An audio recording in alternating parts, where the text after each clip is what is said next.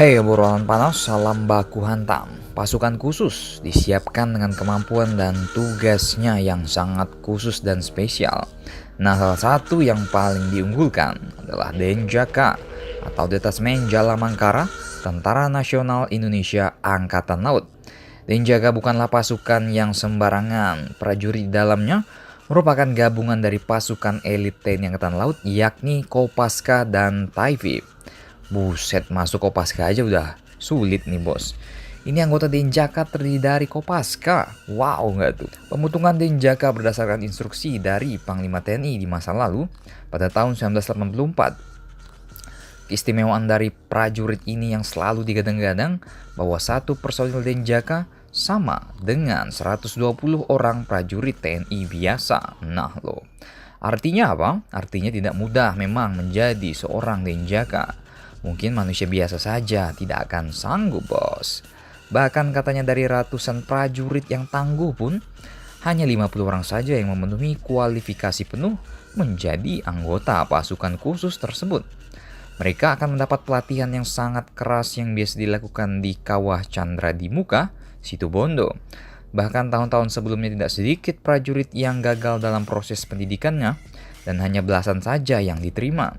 Bagi yang tidak berhasil dan gugur akan kembali lagi ke kesatuan sebelumnya. Sementara jika prajurit berhasil masuk ke seleksi tahap 2, tidak semuanya bisa lolos. Ya, pendidikan yang super ketat dan super keras ini harus dilakukan guna menjadi pasukan yang sangat unggul. Selain harus kuat secara fisik, para calon anggota Denjaka pun dituntut mempunyai IQ yang tinggi. Kenapa? Ini karena prajurit Denjaka akan sering digunakan dalam masalah penyusupan di daerah operasi sehingga mereka harus mengatasi masalah dengan cepat baik secara individu maupun secara kelompok.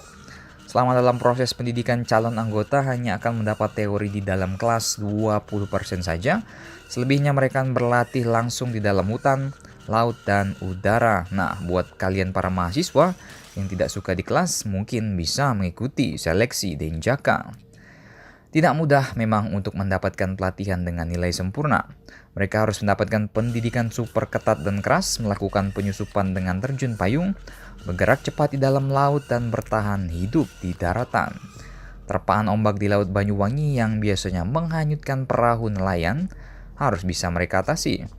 Mereka harus bertahan sekaligus menyelamatkan diri sendiri dan anggota lainnya. Bahkan mereka kerap dengan kaki dan tangan terikat di ombang-ambing di lautan. Nah loh, sangat berat bukan? Setelah berhasil melawan ganasnya ombak di lautan, hal selanjutnya yang perlu dilakukan calon anggota adalah bertahan hidup di dalam hutan. Perbekalan pada para anggota pelatihannya hanyalah garam saja, ya lumayan. Bahkan air minum pun tidak dibekali. Mereka benar-benar harus mencari sendiri di dalam hutan. Sementara proses pelatihannya biasanya dilakukan di alas purwo. Tepat di tengah hutan, mereka harus bisa bertahan hidup selama berhari-hari. Tak jarang mereka memutuskan untuk berburu binatang buas, seperti ular misalnya. Namun kalau mereka hanya mampu menangkap seekor monyet, maka binatang itulah yang akan menjadi santapannya. Belum diketahui secara jelas apa saja misi yang dilakukan oleh Denjaka. Ya, karena prajurit ini rahasia, misinya juga rahasia. Silakan share dan baku hantam kalian di laut.